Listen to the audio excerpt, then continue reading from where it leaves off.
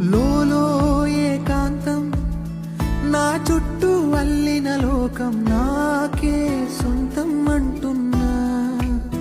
విన్నారా నేను నా నీడ ఇద్దరమే చాలంటున్నా.